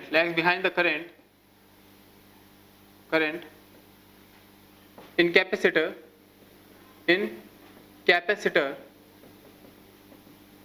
by pi by 2. Okay, by pi by 2 means in purely capacitative circuit जहां पे सिर्फ capacitor हो ना रेजिस्टेंस हो ना इंडक्टर हो, उस सर्किट में in that circuit EMF in capacitor will lag behind the current in capacitor by pi by 2. मतलब जो EMF है वो pi by 2 पीछे होगी. क्लियर? वो pi by 2 बाद अपने मैक्सिमम वैल्यू अटेन करेगी, करंट की मैक्सिमम वैल्यू अटेन करने के pi by 2 समय बाद. ठीक है? So this is the graph between I and omega t and this is the graph between E and omega t. Clear? So I hope the things are very much clear. अगर हम phasor diagram इसका बनाना चाहते हैं तो phasor diagram भी आप बना सकते हो. रेफरेंस आप ओमेगा टी का. Clear? This is your reference. और आप जानते हो कि जो करंट है वो लीड करेगी मतलब जो करंट है वो आपकी ऊपर होगी. This is your current IC, this is your current I is equals to what? I naught. We can say this is I naught is equals to E naught by XC. I naught omega t plus pi by 2. This is the phasor diagram. I hope the things are very much clear to you now. ठीक है? आपने सबसे पहले resistive circuit पढ़ा, फिर आपने inductive circuit पढ़ा, फिर अब आपने कैपेसिटेटिव सर्किट पढ़ दिया है अंडर ऑल्टरनेटिंग ईएमएफ। ठीक है, तो अब आप इसकी भी पावर निकाल सकते हैं। ठीक है, पावर निकालने में आपको कुछ नहीं करना पड़ेगा, पावर के लिए आप सिंपल एक्सप्रेशन यूज करेंगे, आप निकाल सकते हो पावर भी। ठीक है, just pause the video and try it by yourself and find the power, average power. The instantaneous power is not zero but the average power will be zero. क्यों? क्योंकि यहाँ पे कोई पावर लॉस नहीं हो रही है, कोई रेजिस्टेंस नहीं है। रेजिस्टेंस होगा तभी तो पावर लॉस होगी, अब रेजिस्टेंस है ही नहीं तो पावर लॉस कहाँ होगी? Heat power as a heat loss नहीं होगी, पावर स्टोर हो जाएगी, पावर इस कैपेसिटर में स्टोर हो जाएगी। ठीक है, पहले हाफ साइकिल के लिए जो एनर्जी है वो इस कैपेसिटर में स्टोर हो रही होगी और दूसरी हाफ साइकिल के लिए जो एनर्जी है वो वापस सोर्स में आ रही होगी। समझ पा रहे हो? इस तरह की चीजें हो रही होंगी यहाँ पे। क्लियर? तो पहले ये कैपेसिटर चार्ज होगा, फिर ये कैपेसिटर डिस्चार्ज होगा। Clear? This is the case here because the average charge on the capacitor because of this current is zero. Average charge जो है करंट की वजह से कैपेसिटर की प्लेट पे वो जीरो है एट द एंड। ठीक है, इसका मतलब कैपेसिटर पहले चार्ज हुआ है फिर डिस्चार्ज भी हुआ है। ठीक है, सो ये चीज यहाँ पे हो रही है। Okay, so the average power across this circuit, average power loss will be zero. चलिए आप पावर लॉस निकाल के देखिए क्या वो जीरो आ रही है, देखिए। Okay student, now let us talk about the power loss, power average power loss. ठीक है, तो जैसा कि अभी आपने देखा कि यहाँ पे इस केस में जो ईएमएफ है वो ई नॉट साइन ओमेगा टी आ रहा था। ठीक है, और जो करंट है that is I not cos omega T simply. Clear? तो जब आप एवरेज निकालोगे तो your average, your power is simply power, instantaneous power is E I, this is E not I nought sine omega T into cos omega T into 2 divide by 2 हम करेंगे तो this will B sign 2 omega t bye 2। Again जब आप, ये तो instantaneous power होगी, जब आप इसका एवरेज निकालोगे सो दिस विल बी जीरो। ये मैं पहले ही आपको बता चुका हूं, दिस विल बी जीरो। ठीक है, तो एवरेज पावर तो हमारी जीरो आ गई। अब जरा कैपेसिटेटिव रिएक्टेंस के बारे में कुछ चीज समझ लेते हैं। जो capacitative reactance is XC is equals to 1 by omega C। मतलब ये रेजिस्टेंस का काम करता है। जब आपका सर्किट कैपेसिटर, सिर्फ एक कैपेसिटर लगा है सर्किट में, your the circuit is completely purely capacitative. Okay, so उस केस में जो आपका रिएक्टेंस आएगा, इसकी यूनिट ओम होती है, तो हम इसको एक रिएक्टेंस, रेजिस्टेंस के भी इक्विवेलेंट बोल सकते हैं। इस रिएक्टेंस को हम रेजिस्टेंस के इक्विवेलेंट भी बोल सकते हैं। So this reactance is inversely proportional to omega. इसका मतलब क्या है कि जैसे जैसे आप ओमेगा बढ़ाओगे, जैसे जैसे आप ओमेगा बढ़ाओगे, ये रिएक्टेंस जो है ये कम होने लगेगा, मतलब करंट को रेजिस्टेंस कम मिलने लगेगी, मतलब करंट की वैल्यू बढ़ेगी। ठीक है, रेजिस्टेंस कम होने लगेगा, यही तो बात है ना। तो इसका क्या मतलब है कि जो कैपेसिटर है सर्किट में वो आपका हाई फ्रीक्वेंसी की करंट को फ्लो करने देगा, आराम से स्मूथ फ्लो करने देगा। लेकिन अगर फ्रीक्वेंसी कम हुई तो ये रेजिस्टेंस बढ़ जाएगा, रिएक्टेंस बढ़ जाएगा, वी कैन से कैपेसिटेटिव रिएक्टेंस बढ़ जाएगा, जिसकी वजह से करंट का अमाउंट कम हो जाएगा। So the statement is the capacitor tend to pass high frequency current. Capacitor जो है ये हाई फ्रीक्वेंसी की करंट को पास कर देगा and block low frequency current, जबकि लो फ्रीक्वेंसी करंट को या फिर डीसी करंट को ये ब्लॉक कर देगा कैपेसिटर। ठीक है, now just opposite to the inductor. Inductor में इसका जस्ट अपोजिट होता है। इंडक्टर में जो एक्सएल होता है, your XL inductive reactance, this is omega L, ये हाई फ्रीक्वेंसी की करंट को ब्लॉक करेगा और लो फ्रीक्वेंसी की करंट को पास करेगा। ठीक है, so just opposite to the that of inductor. Clear? यहाँ पे एक डायग्राम बना हुआ है जो कि रिएक्टेंस वर्सेस ओमेगा है। ठीक, आर जो है रेजिस्टेंस वो ओमेगा पे डिपेंड नहीं करता, this is the horizontal line. Clear? और जो आपका इंडक्टेंस है, इंडक्टिव रिएक्टेंस है, वो आपका ओमेगा एल होता है, तो ओमेगा के साथ वो इंक्रीजिंग नेचर का होगा। This is your XL graph, this is graph of your XL. Clear? और जो एक्सी है वो ओमेगा के साथ इनवर्स रिलेशन रख रहा है, तो एक्सी जो है ये ओमेगा के साथ डिक्रीजिंग नेचर का होगा। ठीक है, अब एक पॉइंट आएगा जहां पे XL is equals to XC हमें मिलेगा। So this at this point the omega, हम यहाँ पे ध्यान रहे, यहाँ हम एक्स एक्सिस में ओमेगा के साथ वेरिएशन देख रहे हैं अपने रेजिस्टेंसेस का, रेजिस्टेंस का, इंडक्टिव रिएक्टेंस का, कैपेसिटेटिव रिएक्टेंस का वेरिएशन हम ओमेगा के साथ देख रहे हैं। तो एक पर्टिकुलर ओमेगा हमें मिलेगा जिसमें एक्स एल जो है वो एक्सी के बराबर हो जाएगा, एक्सएल एक्सी के बराबर हो जाएगा। इस ओमेगा को रेजोनेटिंग फ्रीक्वेंसी बोलते हैं। क्या बोलते हैं? रेजोनेटिंग फ्रीक्वेंसी, इसकी हम बात आगे करेंगे जब हम रेजोनेंस की बात करेंगे इसी चैप्टर में, अभी नहीं, नेक्स्ट लेक्चर में, ठीक है। सो रेजोनेटिंग फ्रीक्वेंसी बोलते हैं, अभी आपको ये ध्यान रखना है। और ये रेजोनेटिंग फ्रीक्वेंसी आप निकाल भी सकते हो क्योंकि XC is goes to XL है, means 1 by means XC is goes to XL, XL is goes to XC we can say. So omega L is goes to 1 by omega C. So omega is goes to 1 by under root LC. So this is your resonating frequency. ये बहुत important formula आया है, ठीक है। ये resonating angular frequency है। अगर आपको लीनियर फ्रीक्वेंसी निकालनी है, so this will B F is equals to 2 pi by omega. So this is 2 pi by under root, sorry, omega is equals to 2 pi F. So F is equals to omega upon 2 pi. F is equals to omega upon 2 pi. So your omega is 1 by under root LC. So into 1 by 2 pi. This is your linear resonating frequency. ठीक है। So ये दोनों चीजें बहुत important है, ये फॉर्मूले बहुत इंपॉर्टेंट है। जब हम रेजोनेंस की बात करेंगे तो इसकी बात फिर से करेंगे। अभी के लिए आप बस ये समझ लो कि रेजोनेंस फ्रीक्वेंसी क्या होती है। जब आपका इंडक्टिव रिएक्टेंस सर्किट का एक ही सर्किट में कैपेसिटर भी हो, इंडक्टर भी हो, लेकिन इस तरह से हो कि जितना कैपेसिटर का कैपेसिटेटिव रिएक्टेंस है उतना ही उस इंडक्टर का इंडक्टिव रिएक्टेंस भी हो जाए।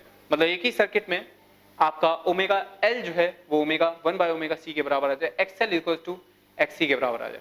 इसकी बात हम फिर से करेंगे, ठीक है। Now let us come to our LCR circuit. जब एक ही सर्किट में आपका इंडक्टेंस भी होगा, रिएक्ट और कैपेसिटर भी होगा और रेजिस्टेंस भी होगा, उस सर्किट की अब हम बात करने जा रहे हैं। चलिए, so student let us discuss the AC circuit containing LCR, means inductance, capacitance and resistance in series. Clear? So this is a circuit shown in figure. It has resistance R, inductance L and capacitance C, and the EMF applied is the alternating EMF of magnitude E naught sin omega t. Clear? अच्छा, अब हो क्या रहा होगा इसमें ये देखते हैं। So इसमें एक करंट जनरेट होगी, ठीक है। अब समझने वाली बात ये है कि जो करंट जनरेट होगी, क्योंकि ये तीनों सीरीज में है तो वो करंट तीनों से होकर जाएगी। क्लियर? तो जो करंट है वो तीनों के लिए सेम है। इन तीनों के लिए जो करंट है वो सेम है। Let the current will be some I, okay. और वो आई जो है वो कुछ आई नॉट करके sine omega T plus 5 times होगा। क्यों? क्योंकि वो जो करंट होगी, क्लियर, इस इंडक्टर की वजह से वो लैग करेगी, इस कैपेसिटर की वजह से वो लीड करेगी। तो ओवरऑल इफेक्ट क्या होगा ये भी हमें नहीं पता, ठीक है, कि ओवरऑल जो करंट आएगी वो इस ईएमएफ को लीड करेगी कि लैग करेगी, अभी हमें नहीं पता, ठीक। लेकिन हमें एक चीज जरूर पता है, क्या, कि भाई जो इसमें पोटेंशियल ड्रॉप होगा, वीआर जो होगा, इसका जो वीआर होगा और इसका जो वीएल होगा और इसका जो वीसी होगा, वो इस करंट को उस करंट के साथ किस फेज में होगा ये हम बता सकते हैं। तो वीआर जो है ये आईआर के साथ इन फेज होगा, this will be in phase of IR. मतलब अगर आईआर और वीआर का अगर हम फेज बनाएं, ठीक है, आईआर और वीआर का अगर हम फेज बनाएं, फेजर बनाएं, so that will be just like this. अगर ये आईआर है, ये आई है, so this will be your VR. I hope the things are very much clear to you. Observe this. अगर ये I है तो यही आपके VR की डायरेक्शन होगी। क्यों? क्योंकि रेजिस्टेंस में जो करंट है वो इन फेज होता है with potential difference across the resistance. और अगर हम इसकी बात करें, इस इंडक्टर की बात करें, सो इस केस में जो VR है, इस केस में जो VR है, अगर VL इस डायरेक्शन में हम ले रहे हैं, this is VL, clear. So VL जो है, जो करंट है वो यहाँ पे लैग करेगी, जो करंट है वो यहाँ पे लैग करेगी। तो आप खुद बताइए कि करंट किस डायरेक्शन में होगी। Tell by yourself what is the direction of current. और अगर हम मान लीजिए करंट की डायरेक्शन हम राइट हैंड साइड ले रहे हैं, हमने करंट की डायरेक्शन में हमने जो करंट का फेजर है वो फिक्स कर रखा है। अगर सो this is the phasor of our current I, then the potential difference across inductor will leads the current by pi by 2. So ये आपका VL हो जाएगा, ठीक है।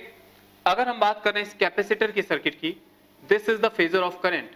If this is the phasor of current, then we know that the current leads in the capacitive circuit by pi by 2. Hence the phasor of voltage and the phasors of VC will be like this. So I hope the things are very much clear to you. ठीक है। अब student सबसे पहले तो हम इस phasor diagram से ही proceed करेंगे। इस फेजर डायग्राम से ही हमको प्रोसीड करना है, चीजें हमें इस फेजर डायग्राम से ही ऑब्जर्व करनी है। देखिए ये जो करंट होगी आई, ये जो नेट करंट आई है, ये करंट जो आई है, क्लियर, ये करंट आपकी इसकी वजह से कोई फेज में चेंज नहीं आएगा, इसकी वजह से जो करंट है वो वोल्टेज के अक्रॉस लैग करेगी और इसकी वजह से जो करंट है वो वोल्टेज के अक्रॉस लीड करेगी। तो ओवरऑल इफेक्ट क्या होगा ये अभी हमें नहीं पता, ओवरऑल इफेक्ट क्या होगा ये अभी हमें नहीं पता, लेकिन हम ऐसा मान लेते हैं कि भाई जो करंट है वो लीड कर रही है, मान लेते हैं, ठीक। So the resultant current let it to be I equals to I naught sine omega T plus phi. Let us suppose this is your current. Let us suppose this is your current. We assume that current is leading. Current is leading the applied EMF by angle phi. Okay? चलिए. So students, अब हम बात करेंगे phasors की. Clear? अब यहाँ पे हम बात फेजर्स की करने वाले हैं कि जो करंट है अपनी, ये आपकी किस तरह से आई है. ठीक है? देखिए, सबसे पहले हमें क्या करना है कि भाई हमें सबसे फेजर बनाना है ये अप्लाइड ईएमएफ का. This is your phasor of applied EMF E not sine omega T. Clear? सबसे पहले आपने ये फेजर बना दिया. ओके स्टूडेंट्स, सो अब बताइए रेजिस्टेंस के अक्रॉस जो करंट होगी वो किस डायरेक्शन में होगी. रेजिस्टेंस के अक्रॉस जो करंट है वो इसी फेज में होगी. क्लियर? वो इसी फेज में होगी क्योंकि रेजिस्टेंस के अक्रॉस जो ईएमएफ होगा वो इसी फेज में होगा. क्लियर?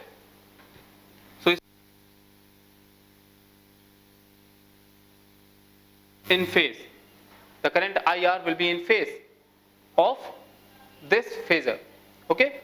अच्छा, अब अगर हम बात करें कि IR करंट इस डायरेक्शन में आ चुकी है तो इसका मतलब ये करंट भी IR की ही डायरेक्शन में सब होंगी. ये सारी करंट, क्योंकि करंट सेम है, सीरीज में सर्किट है. क्लियर? तो ये सारी करंट सेम फेज में होंगी. Okay, I hope the things are very much clear. Now students, let us suppose or let us discuss what will be the phase of potential difference across VL. So VL का जो phase आएगा आप समझ सकते हो, इस current के phase को वो लीड करेगा by pi/2. So this is the phasor of VL. I hope the things are very much clear to you. Now this is the phasor of VC, because the phasor of VC lags the current by pi/2.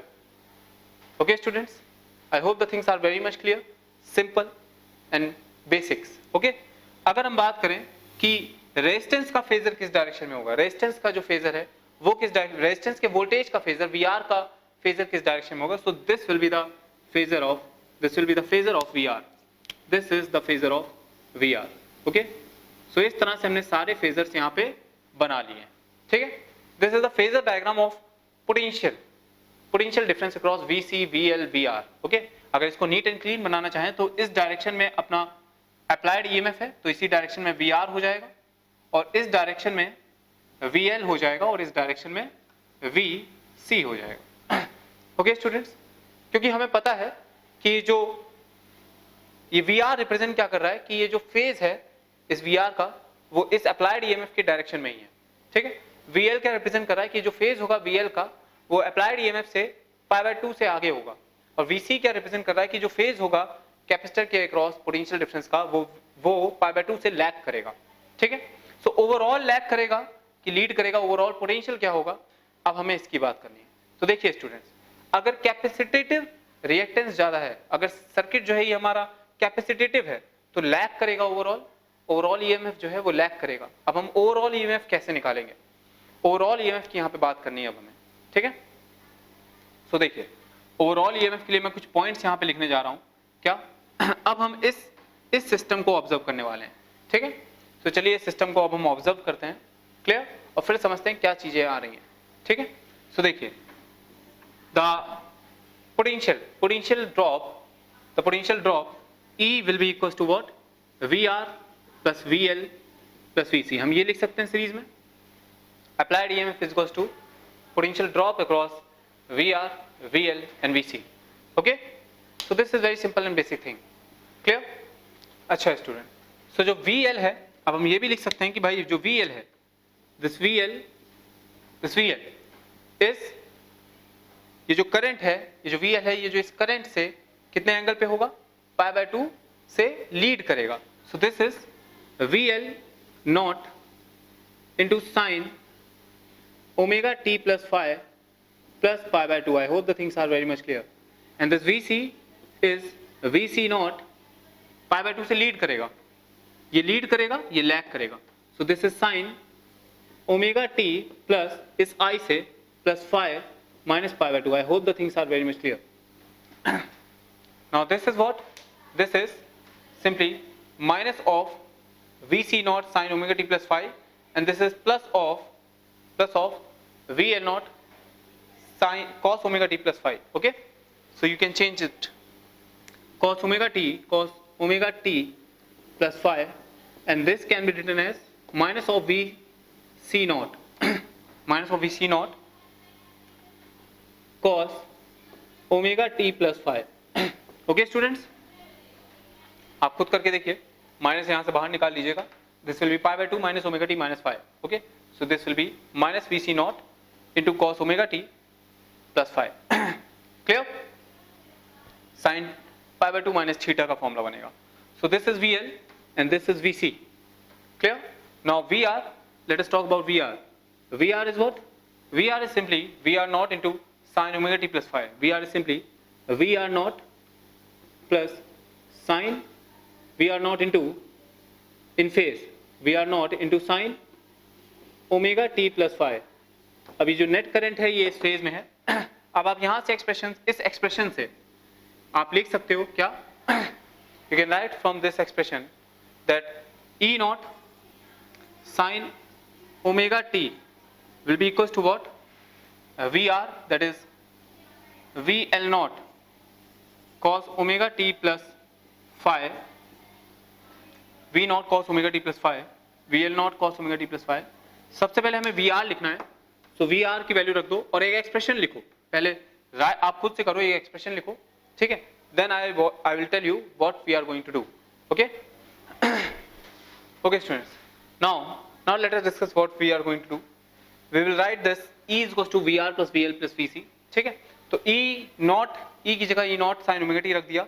VR naught into sine omega T plus five वहां से value उठाई, plus VL और VC की value हमने वहां से उठा के यहाँ पे रख दिए. This will be VL naught minus VC naught into cos omega T plus five. अब हम रिप्लेस करेंगे ओमेगा टी को omega T plus pi by 2 से. Now we will get the equation this E naught cos omega t, right hand side हमें ये मिल जाएगा. ठीक है, अब स्क्वायर करके जब हम ऐड कर देंगे इन दोनों को, on squaring and adding, so this will be E not sin square omega t plus E naught cos square omega t. So this will be E naught square sin square omega t, E naught square cos square omega t. This will be E naught square on the left hand side, and right hand side we will get VR naught square plus VL naught minus VC naught का whole square. ठीक है, यहाँ से ये derivation है, यहाँ से जो रिजल्ट आएगा वो बहुत इंपॉर्टेंट होगा ये स्टूडेंट्स. ठीक है, अच्छा यहाँ पे अगर हम बात करें कि ये E naught क्या है, ये E naught क्या है, ठीक. So this E naught is simply what? I naught by Z we can say, and Z is the equivalent resistance of the circuit. What is the equivalent resistance? Equivalent resistance आपको मैंने बताया था कि जब आप इसको एक equivalent circuit में convert कर दें, एक equivalent circuit में convert कर दें, तो जो इसका reactance है, this will be your Z. ठीक है, और यहाँ पे ये जो not sin omega t he apply किया है आपने अभी भी, वैल्यू I naught है.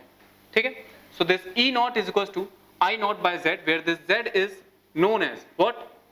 Impedance of the circuit. What is it? It is the impedance of the circuit. अब इसकी बात हम फिर से करेंगे. This is the impedance of circuit. This is the impedance of the circuit. Okay? So ये E naught तो ये हो गया. अच्छा, ये VR naught क्या है? This VR naught is what? This VR naught is the maximum value across the EMF or across resistance. ठीक है, so this will be I naught by R. This VL naught is simply what? I naught by XL. Clear?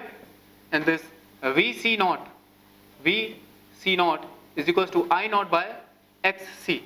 I hope the things are very much clear to you. Okay? So जब हम इन सब चीजों को replace कर देंगे यहाँ पे, then we will get what? Then we will get a simple and basic formula. ठीक है, हमें एक सिंपल और बेसिक सा फॉर्मूला मिलेगा यहाँ पे जब हम इन वैल्यूज को पुट करेंगे. ठीक है, sorry this is V equal to I R होता है, तो यहाँ से आई नॉट इंटू आर आएगा, this is I naught into XL आएगा, क्लियर, और यहाँ पे I naught into X C आएगा, यहाँ पे थोड़ी सी मिस्टेक यहाँ पे हो गई है, this is I naught into Z, okay, Z is the resistance of the circuit, Z is the equivalent resistance of the circuit, equivalent reactance we can say, और we can say this as impedance. तो जब आप इन सबको यहाँ पे replace करेंगे then you will get what your formula becomes, बहुत इंपॉर्टेंट फॉर्मूला यहाँ से आएगा, this is z square will be equals to what r square plus xl minus xc का whole square, this is very very important formula, clear. देखिए अब हम समझाने जा रहे हैं आपको कि क्या आपको करना है इस तरह के प्रॉब्लम्स में। तो इस तरह के प्रॉब्लम्स में सबसे पहले आपको फेजर डायग्राम बनाना है। ये फेजर डायग्राम कैसा होगा, देखिए सबसे पहले तो आप अप्लाइड ईएमएफ का फेजर बनाओगे, अप्लाइड ईएमएफ का जो फेजर होगा उसी डायरेक्शन में करंट का भी फेजर हो जाएगा, ठीक। अब आपको इक्विवेलेंट ईएमएफ बनाना है, इक्विवेलेंट ईएमएफ, ठीक है। तो देखिए जो वीआर होगा उसकी डायरेक्शन ये होगी, वीआर की डायरेक्शन इन फेज होगी with the applied EMF, VL की डायरेक्शन जो होगी परपेंडिकुलर हो जाएगी, वीसी की डायरेक्शन परपेंडिकुलर हो जाएगी, ठीक है।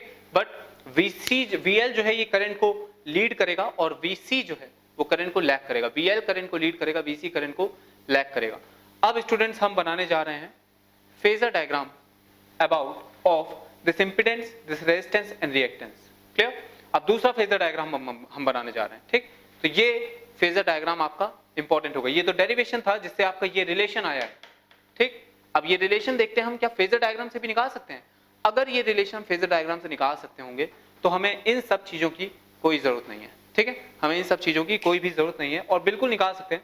अगर आप ध्यान से देखो तो ये जो है ये फेजर है, ये वेक्टर है, ठीक है, आप इसे कन्वर्ट कर सकते हो, इक्विवेलेंट वोल्टेज निकाल, इक्विवेलेंट पोटेंशियल डिफरेंस निकाल सकते हो, ठीक है।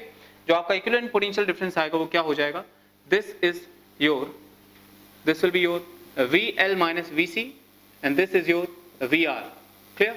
So this will be your equivalent potential V, this will be equals to VR square plus VL minus VC का whole square, okay, and under root, clear। ये आपका equivalent potential आ जाएगा, ठीक है। तो ये सब डिस्कशन हो गया LCR के बारे में। अब मैं कुछ इंपॉर्टेंट पॉइंट्स आपको बताना चाह रहा हूँ LCR सर्किट के बारे में, उनको बस आपको दिमाग में रखना और कुछ नहीं सोचना है, ठीक है। When the LCR circuits are in series, you have to keep in mind the basic points that I am going to tell you. Okay, so now let us discuss the problem solving techniques of LCR circuit, ठीक है। तो कभी भी आपको LCR circuit पे कोई भी question मिले तो आप सबसे पहले क्या करोगे, उसका एक फेजर डायग्राम बनाओगे, ठीक है। अच्छा, जो भी हमने फेजर डायग्राम बनाया था वो पोटेंशियल डिफरेंस का था, अब हम करंट के टर्म में जरा फेजर डायग्राम देखने जा रहे हैं, ठीक है। So this is the applied EMF, so the inductor current is lags behind the applied EMF by pi by 2। तो इंडक्टर का जो करंट है वो डाउनवर्ड आ जाएगा, pi by 2 से लैग करेगा ये, और कैपेसिटर का जो करंट है वो आप जानते हो लीड करेगा, IC लीड कर रहा है pi by 2 से, तो जो इसका इक्विवेलेंट करंट आएगा, अच्छा जो रेजिस्टेंस का करंट होगा वो इन फेज होगा विद द अप्लाइड वोल्टेज। तो इस वजह से जो इक्विवेलेंट करंट आता है इस सर्किट का, this will be in this direction, this will be in this direction। suppose if XC is greater than XL, if XC is greater than XL then this will be in this direction, ठीक। और अब हम एक impedance triangle बनाएंगे, ये problem solving technique में बता रहा हूँ, हर क्वेश्चन में आपको ये करना है, ठीक है। आप इम्पीडेंस ट्रायंगल बनाओगे, इम्पीडेंस ट्रायंगल में आप रेजिस्टेंस को, क्योंकि ये IR जो है इसी की डायरेक्शन में रेजिस्टेंस होगा, क्लियर। सो IR को आप इस डायरेक्शन में रखोगे, this is your R resistance, clear. और आप XC को ऊपर की डायरेक्शन में रखोगे, this is your XC which is equals to 1 by omega C, clear. और XL को आप नीचे की डायरेक्शन में रखोगे, दिस इज, क्योंकि करंट आपकी नीचे है, ठीक है, this will be omega L। याद है ये जो इंपेडेंस ट्रायंगल हमने बनाया है ये हमने वो वोल्टेज से देख के नहीं, हमने करंट को देख के बनाया है, ठीक है। तो ये इंपेडेंस ट्रायंगल बहुत इंपॉर्टेंट है, ये इंपेडेंस ट्रायंगल जो है ये बहुत इंपॉर्टेंट है। इंपेडेंस मतलब है इक्विवेलेंट रेजिस्टेंस, इक्विवेलेंट रिएक्टेंस, ठीक है। So this is your impedance of the circuit, clear. आपको क्वेश्चन कभी इंपेडेंस निकालने को कह सकता है, कभी आपको एक पर्टिकुलर ऑब्जेक्ट से, मतलब इंडक्टर से पोटेंशियल डिफरेंस निकालने को कह सकता है, कुछ भी बोल सकता है, ठीक। अभी मैं बेसिक आपको बता रहा हूँ, नेक्स्ट लेक्चर में हम इसको और अच्छे से देखेंगे, ठीक है। एक बेसिक जो है वो ये है कि आपको सबसे पहले इंपेडेंस ट्रायंगल बनाना है। वो ट्रायंगल कैसे बनेगा, this is your XC minus XL, क्योंकि XC ऊपर है XL नीचे है, वेक्टर है ये, तो XC माइनस XL आप करेंगे और Z आपका इस डायरेक्शन में आएगा, ठीक है, Z आपका ये हो जाएगा, this is the equivalent resistance, ठीक है। तो ये R है, ये XC माइनस XL था, तो ये भी XC माइनस XL हो जाएगा। This triangle is your impedance triangle. तो आज हमने ये इंपीडेंस ट्रायंगल की बात कर ली है। अच्छा, ये जो फेज होगा, इस फेज से ही करंट आपकी लीड कर रही होगी, ठीक है, इस फेज से ही करंट आपकी लीड कर रही होगी, क्योंकि ये सर्किट जो है ये कैपेसिटेटिव सर्किट है, ठीक है। XC is greater than XL है, तो करंट लीड करेगी बाय एंगल फाई, तो ये tan फाई आप निकाल सकते हो इस ट्रायंगल से, this is XC minus XL by R, और cos फाई आप निकाल सकते हो, that is R by Z। तो आज की बात यहीं तक, ठीक है। अब नेक्स्ट टर्न पे हम इसके कुछ इंपॉर्टेंट क्वेश्चन देखेंगे। अच्छा, एक चीज और, VR0 की अगर हम बात करें, maximum value of the potential difference across R, this is I0 into R। VL0 की बात करें, this is I0 into XL। VC0 की बात करें, this is I0 into XC। Clear? तो ये सारी चीजें हमने बात करी हैं आज, ठीक है। In the next lecture we will talk about the main things of LCR circuit, ठीक है। ये बात अभी खत्म नहीं हुई है, अभी कुछ चीजें और बात करनी है हमें LCR सर्किट की, तो ये और कुछ न्यूमेरिकल्स भी देखने हैं based on the LCR circuits, okay. So we will continue this. बस आपको जो हिंट मैंने दी है, जो आपको ट्रिक दी है, वो ये है कि सबसे पहले आपको इंपीडेंस ट्रायंगल बनाना है। This is your impedance triangle, and what is impedance? Impedance is the equivalent resistance of the reactance of the circuit, ठीक है। Z से इसको डिनोट करते हैं। अगर हमें सर्किट का इंपीडेंस पता है तो हम लिख सकते हैं E applied EMF is equals to I into Z, okay. So this is the impedance. Clear? Now, thank you guys.